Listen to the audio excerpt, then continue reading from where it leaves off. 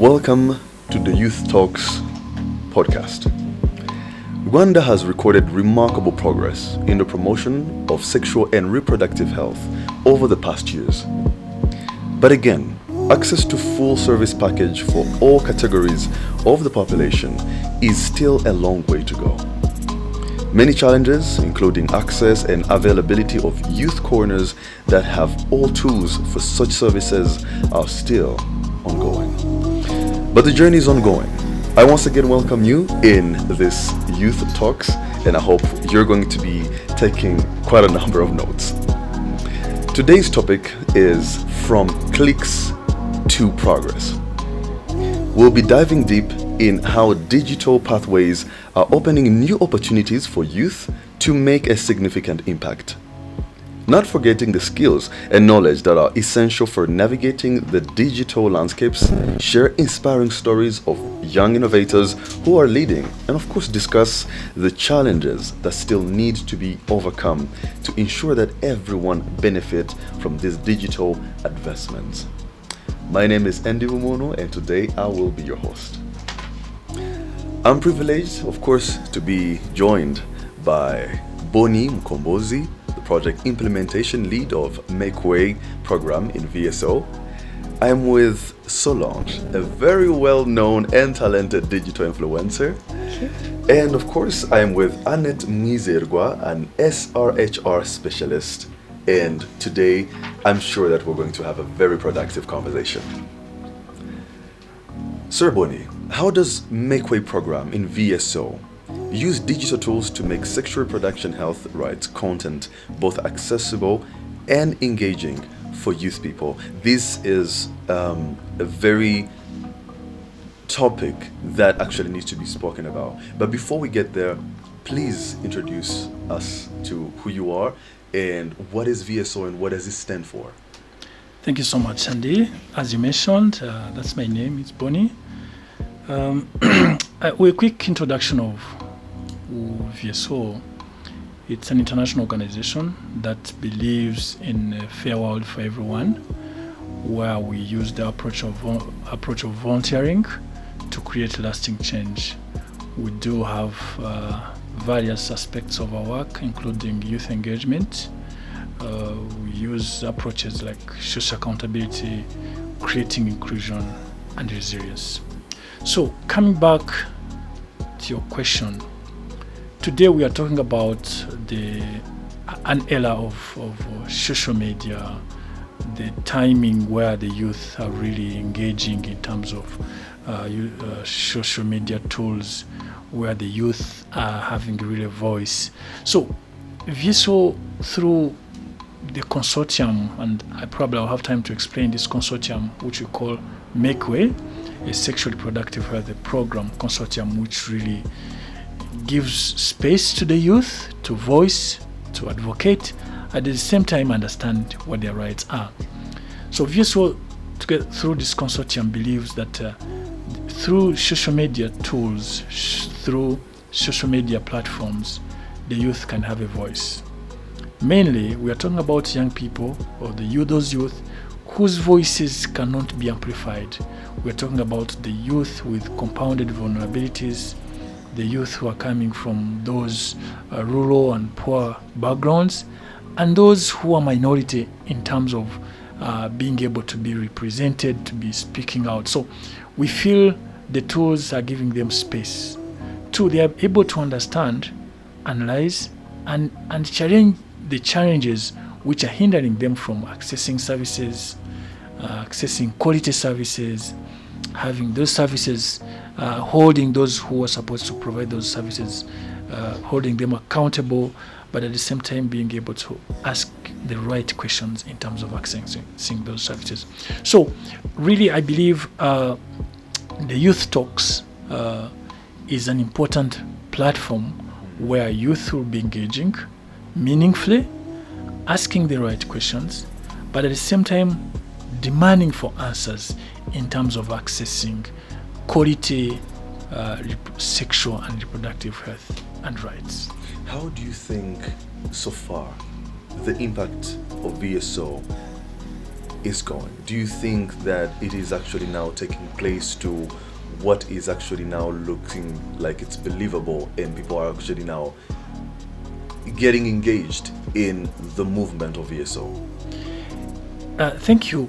Really, looking at the current context where the youth really are, talking about the Gen Z across the region, we're talking about the youth being on X space, they're being on different spaces of social media. So this is promising. At the same time, despite the presence, the participation, and the voicing of the youth on these spaces, we are having the duty bearers being on these spaces, reading, analyzing, at the same time, responding to these needs. So we believe it's a journey, but we're in the right direction, in a sense that the young people are having such a collective voice through such podcasts will be able really to create a more accountable space where we can really further the demands, be able to reach those who are responsible, and we've seen changes happening. So we believe this is a journey, and it's an interesting space which we look forward to really making gaining more benefits. It is a journey, and of course everyone has to be included in the journey. Solange, how do you see the online platform and how the youth are engaged in promoting sexual reproductive health rights, awareness, and what types of posts have had the most impact on your followers? Thank you so much for that question. Nowadays, youth, we are more engaged into social media, Instagram, TikTok. Mostly, youth are more in short videos and live posts or posts. They are more into checking what's going on.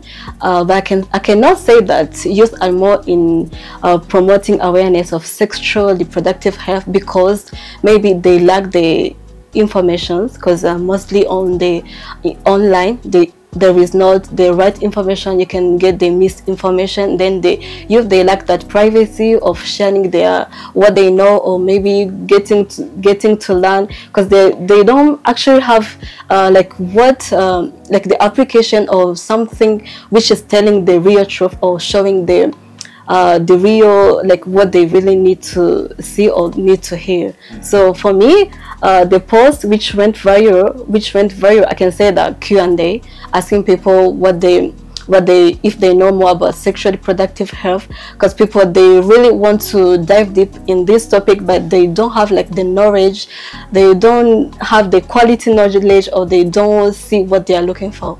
So they are still searching for something. I mean, it's still like in the journey. Yeah. Yes. Many people know you from a very amazing trend. I'm actually a fan of that trend, where you talk about how you reach in a place and the experience of you in that place. So how do you use that in teaching the SRHR topics? Do you use it, or when you're about to talk to this about this topic, do you change your way of actually doing your I can say that now recently I've joined the program of public health, so I'm still learning so that I can have the knowledge before sharing, because it's not that good to share knowledge without having the quality knowledge, without knowing what you're going to tell people. So it's always about learning. So now that I'm learning, it's gonna be easier for me to educate people while also having that knowledge. So before we move from that, what did you think that you didn't know before you joined that program? Is there a lacking information that you had and you felt like, I want to know better about this? I can say that firstly, we don't have like a communication about sexual reproductive health or about health. We just know that if you need something, we have to follow the Ministry of Health. You have to go and Google, you have to go and learn. So I wanted to take this course so that I can be an advocate for anything which is related to health. Yeah. Of course, let's also hear from Annette. How can we better use digital platform to ensure that marginalized youth have access to accurate and empowering sexual reproductive health right information? That's a good question, Andy, and thank you very much. Again, my name is Annette, And I'm very privileged to be in this conversation because I am not only passionate about sexual and reproductive health for young people, but I've also experienced working with young people specifically in the digital era, using digital platforms, using tech-enabled solutions to deliver SRH. So the question is, how can we better use digital platforms for marginalized groups to get information? The first thing for me is acknowledging the power of digital platforms and the influence it has on whatever audience that we are addressing. So the power of digital platforms currently in this era is really significant, in that when you post anything on your, let's say like a social media influencer like Solange, if she posts anything and it goes viral, and I went ahead as an SRHR specialist to give a radio talk show or maybe just write an article, she might get more response than I would. Or like if I went to a school to just teach. So what I'm saying is that there is a need to first acknowledge the fact that the digital era we're in is significantly impacting the lives of young people. So how can we use that? I believe that the first thing that we should do to use that is make sure that every platform that is used to deliver information and services is youth-friendly. It is youth-friendly and it has an approach of universal coverage in a sense of it doesn't leave anyone behind. And by not leaving anyone behind here, I refer especially to vulnerable populations, vulnerable youth, including the youth with disabilities. So you could think about apps, for example, mobile apps. But if you come up with a mobile app, it has good information about SRHR, but it is not tailored to vulnerable groups. For example, someone who is 24 years old, a youth with visual impairment, might not be able to use that app if it is not tailored to them.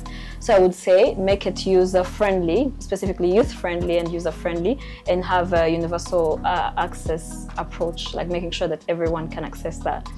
The other thing is we need to really collaborate with people who have the attention of the youth. So like social media influencers, for example, these people have a significant impact again on the youth. So I think collaborating with them is very wise. The other thing is, I believe, which I think I would say as the last thing of how we can use digital platforms.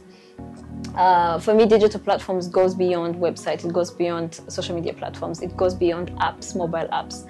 It can be a website, it can be a game that is online, it can be anything. So I believe that, yeah, it can be a challenge, it can be a hackathon, it can be everything that challenges people to think and come up with like solutions that are digital. For me, I take it as a whole. So I think the last point I would make is making sure that we invest in the innovation of young people.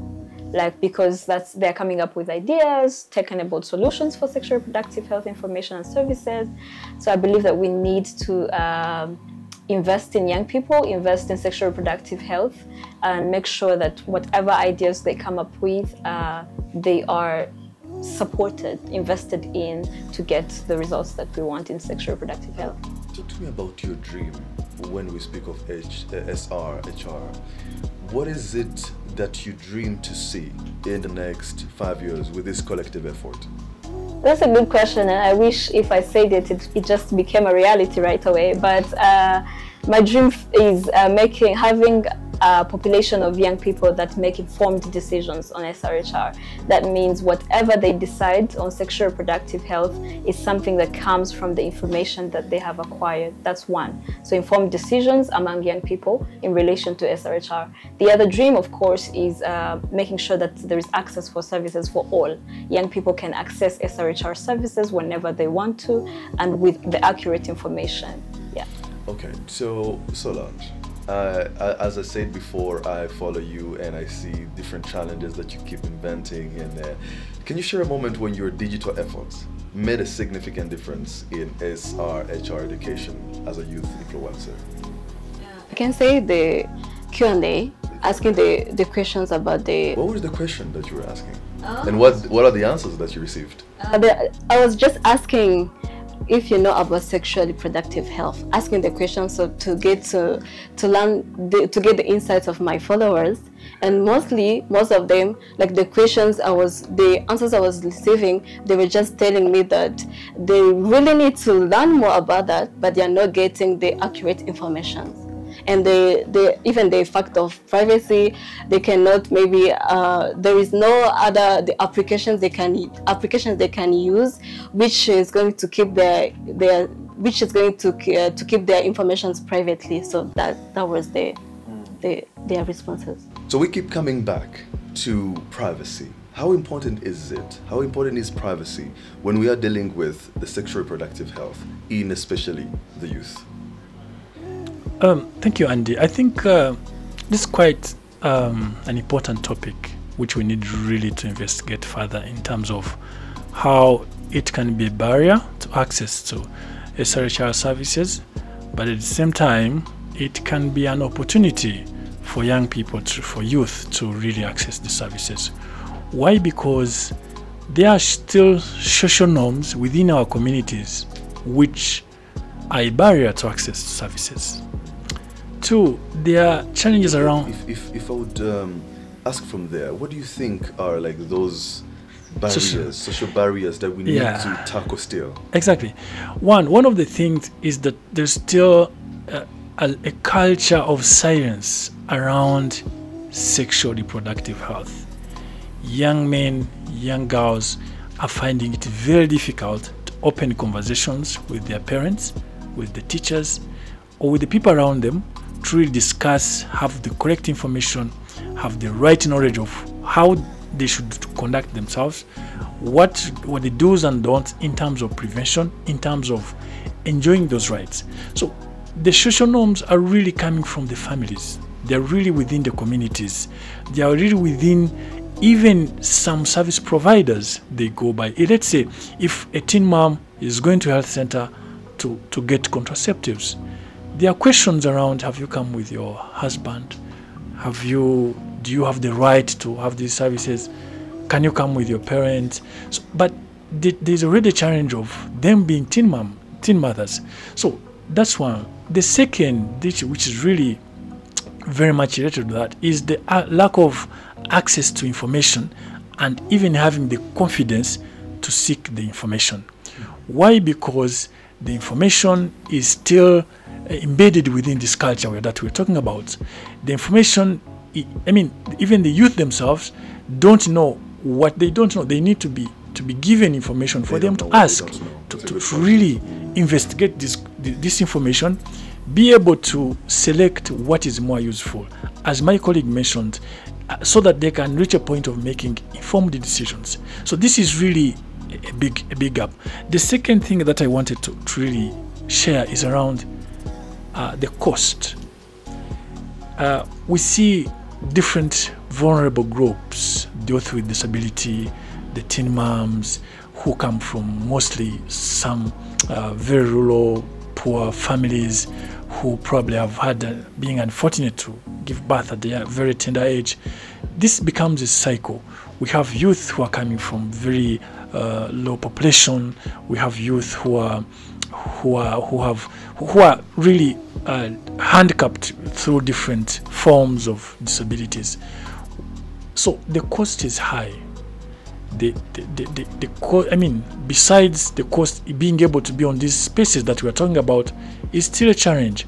So I believe access to information coupled with the cost around the SRHR services are still barriers. So I think coming back to your question around privacy or confidentiality is because the social norms still attach names, still attach as bad behavior around sexuality.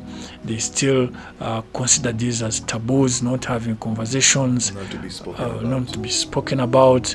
It is something that is... Some say the more you speak about it, the more actually people find themselves in their mistakes. So the better is to not talk about it. Exactly. Do you find it right? Yeah, of course, this is really a gap because the silence is really putting the youth at a risk. The risk of making wrong choices, the risk of contracting STIs because they didn't know the right way of prevention, to accessing the right information now, as I mentioned. But the bigger challenge is also, we shall probably have a chance to talk about certain policies which really become a barrier instead of being enabling. We know we have, as we mentioned at the start, there are very wonderful policies and programs in our country where young people can leverage on to develop, leverage on to access different services. But again, we still have some policies. Probably this is specifically around contraception, access to abortion. All these needs to be investigated on how they are being enablers or not. Yes, it is something that we should really stress about when we talk about having the right information. Solange, you live with the youth, you are a youth, and you engage with different youth from different areas. What do you think are the mistakes that could come from the lack of information about sexual reproductive health? I can say that the disadvantages of not having the quality, the accurate information is like Mr. Bonnie said, that it's about getting the sexual transmitted diseases, because they were not aware about that. And they can also not having the knowledge about those contraceptive pills or contraceptive methods and how to use them. Because I can say that even many people, they just have they're afraid to go and ask the contraceptive pills or methods in the pharmacy, or maybe to go to the clinic. I can say that it's something we need to keep promoting, to keep making it normal, telling people that it's normal to go to the pharmacy, take these pills, to go to buy a condom, to go to ask information, that it's normal. Because we have to break this silence, because a lot of people are getting in trouble because they were not aware. Yes. And so, of course, we are seeing, when we talk of information, we cannot also neglect the fact that now on social media, we're seeing information from different websites, different apps. Everyone is just in your eye trying to catch your attention. How do we make sure that we prevent also the youth to not fall into the wrong information as we are sharing the right information? That's right. Well, that's a tricky question, because online platforms, there is a way we cannot entirely limit young people from using certain online platforms. However, I believe that the fact that a young person has acquired accurate information in the right time, then if they are exposed to the wrong information, they can tell this is wrong. So I believe one of the ways to counter the challenge of available wrong information on like social media platforms, even peer-to-peer wrong information, websites that give wrong information. We cannot fully rely on any information we get on social media, I mean digital platforms, just because it's talking about SRH. And neither can we stop young people entirely. We do not have that power to not navigate sites that are online. So I believe the fact that we were able to deliver comprehensive sexuality education at an early age protects these young people from false information. So I think that's what we can do, and also create awareness on the fact that there is wrong information out there. Like, not every information you see online is correct. This is the information we're giving you, and we hope that you can rely on this information.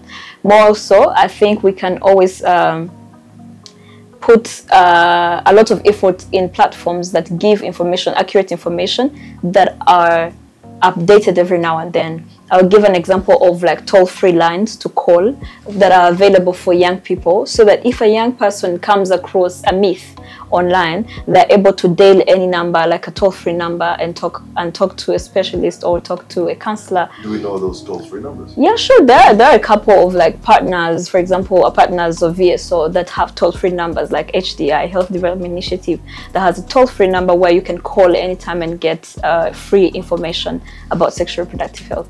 So that I'm is sure one. we'll also add them on the links here. Yeah. For people to be able to reach out. Sure thing, yeah. So I believe like giving that young people access that is open all the time limits the chances or the risks of getting wrong information online. So we are seeing a vast change in social media. New social media platforms are born, others no longer work, and you never know when your kid is just inventing a new platform that as a parent you didn't even know. Let's come back a little bit back to parenting. What's the role of the family and parenting in actually making sure that we start from scratch in being present as our kids and as our family members go through this sexual reproductive health? Yeah, well, I mean, today everyone somewhere, somehow has become a journalist, either producing news or fake news. And everybody will be trying to be more creative or imitating what others are already doing, especially in this age of social media. So how do we really navigate that?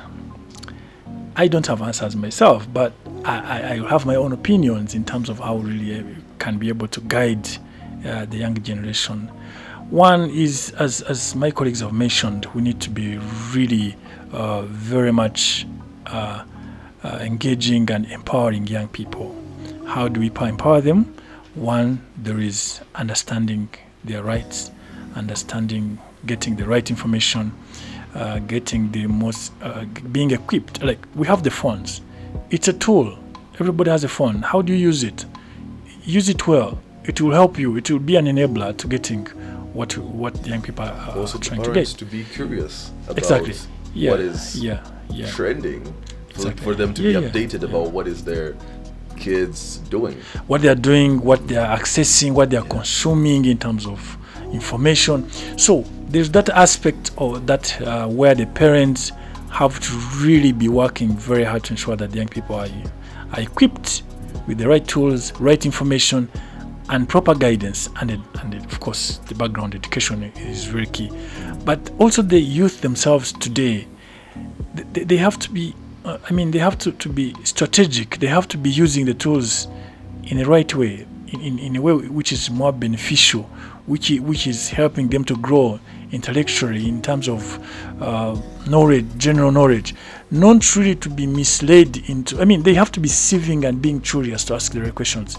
We mentioned about the existing contacts where they can get information, but even the communities, we have community health workers. They are youth corners, they are health centers. They need to be encouraged to really visit, looking at these places as places where they can get information. Yes, having certain challenges is another thing, but at least we have these areas to go to. Yeah. Great. And so one of the way also to transmit information is peer-to-peer, and you know how much peer pressure is something actually in the youth. When I see you doing something, the way you look, the way I want to relate with you. I want to do what you're doing if you look cool, So how do you think we can be cool, but also make sure that we don't fall into the wrong traps since maybe our peers are doing it? I can say that through the guidance, seeking the guidance. There is VSO, there is the HDI. We just need to get to know those informations and even to know that they are there. Because for me, I didn't even know that there is that number, the toll-free. We just have to spread the awareness to the people, to the youth, to know that there is always the information, and to know the place you can always seek that from information. Great. So we are heading to the end, but before we get there, so what are some of the biggest challenges that youth and young people, of course, are facing when accessing sexual reproductive health rights information online, and how can they be addressed? I'll start from Wendy. Okay. First of all, the challenges keep changing faces. The society evolves and the challenges keep changing, but I will share from my experience from project from Make Way, the project I mentioned. One, we are seeing a lot of abuse happening, especially on certain young people because of lack of, let's say, I would call it tolerance on social media. People coming together, criticize, abuse, and sometimes it really subjects these victims to depression, to mental health related disturbances, because of this kind of abuse. So I feel this is one of the challenges. And now when it comes to, let's say, people using all forms, it can be any form of abuse, creating certain images, creating certain verbal or intimidation happening around to, especially those who are strong and have a strong presence on social media. I think it's really a big challenge. The second is that we mentioned around misinformation. The spread of wrong information, misleading, and sometimes being shared widely, and it creates, perceptions which are wrong. So I think we need to be cautious that the trend today is such that there can be wrong and right. So we need to be cautious in terms of what is this information, how is it affecting us, where is it coming from, when is it being produced, so that we are able really to sieve the right things. And of course, there probably others would come back to this, is that there is a lot of content which is baseless, which lacks facts. Once the information lacks facts, it lacks basis, lacks references, lacks proper originality, really it tends really to mislead, not only mislead, but also creates a cycle of information, a cycle of sharing. So yeah. Thank you so much, everyone. We are getting to a wrap, and of course we cannot go without talking about some of our favorite apps.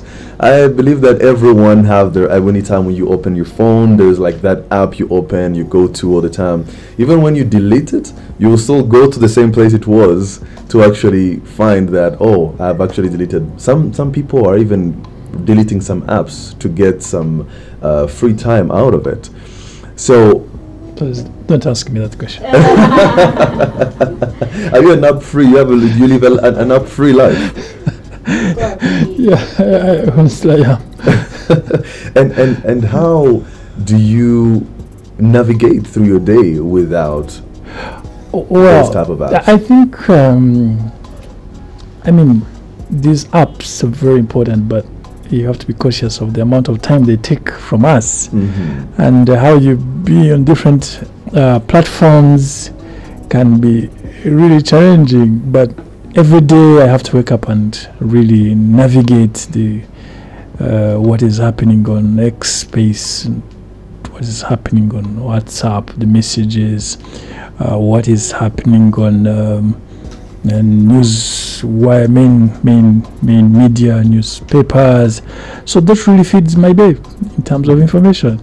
Solange, do you not find yourself sometimes stuck in the day on your phone where the only reminder is battery empty when you're on your phone? How do you navigate? Yes. Yeah. So how do you navigate through your day with apps, and how do you choose the right information to actually follow from your phone in your apps? I can say that it all depends. So I can say mostly I use Instagram and Twitter, X. So I just have the time, I use them much. Maybe in the morning I spend like 30 minutes checking what's going on, and that's it. So after in the day I can scroll and see what's happening, and yeah. Yeah. And how about you, Annette? Are you that person where all the time under Annette is always online? Oh, unfortunately not, but I wouldn't say the same as Bonnie and Solange said. I think they're doing really good. I find myself on Instagram a lot of times, and I think it's normal for young people to like scroll through Instagram and share reels. However, the good thing is that because of course I'm occupied by work, so like I have to work and I have to deliver, and not only that, I know also that Instagram, the good thing for me, I have like specific hours I have given to each app that I want to spend on each app. And mind you, that's not me that's controlling it, because if it was me, I would do it the whole day. But there's like a preset standard where I know my phone just switches off the Like, I don't know Great. if others use that, but I use it. Give us a Like, tutorial. We need to I'm get off our phones. I'm happy to do that after this conversation for sure, because it has helped me a lot. So I just time myself for every app, but I would say Instagram is really good. But when I'm to tailor the apps to sexual reproductive health, we have Flow, an app for tracking the menstrual cycle of women and girls. Amazing. I like that. It's really engaging. There's a lot of information. It tracks your menstrual cycle. It helps you understand. And we have people developing such in Rwanda. We have like a few apps that are coming up, probably that we're not going to mention right now. But we have young people that are coming up with mobile applications to solve such problems. Amazing. Yeah. So have you seen the fact that on the algorithms, whatever you search for is what keeps coming? Yeah. So it means that if you're searching for the right thing, then you're able to receive the right information. It's true. So I think that's the advice that we would wrap on, to actually be able to search for the right information, because the more you search for the right information, it's the more you actually understand better. You are able to help your community and help yourself as well. So dear youth, well, we are getting to a wrap, but the conversation is still ongoing. So be curious, be active, go get information, and actually take the decision today to follow up your sexual reproductive health rights. I'm Andy Umono, and see you soon.